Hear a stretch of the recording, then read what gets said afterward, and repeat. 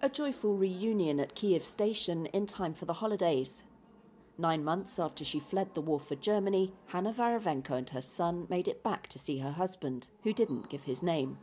They arrived as Russia unleashed one of its biggest attacks so far, firing more than 70 missiles, according to Ukrainian officials on Friday. They learned about it on the train, which was held up at Bucha, outside Kyiv, as strikes rained down on the capital. But the couple lived close to the border where the war began, Varavenko said, so they'd been through worse.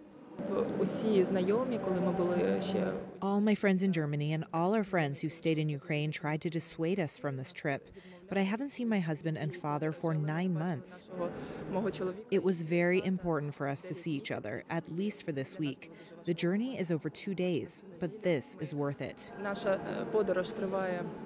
People were shopping by flashlight in the country's second city, Kharkiv, where the bombardment knocked out power.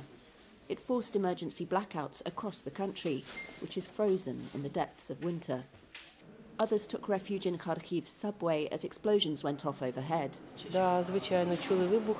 We heard the explosions. There were a lot of them. I was in the trolley bus when there still was electricity. When the power went out, we descended here to the subway and are waiting for the air raid siren to end.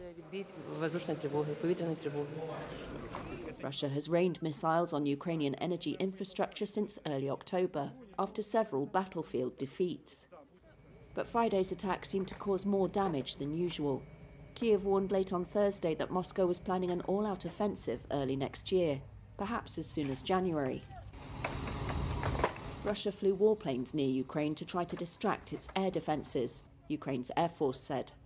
60 of 76 Russian missiles had been shot down, according to the army chief. But the energy minister said at least 9 power stations had been hit. Moscow says the attacks are aimed at disabling the country's military. Ukrainians call them a war crime. Back in Kyiv, folk songs to lift the spirits, as people took shelter from the attack at a metro station. Героям слава!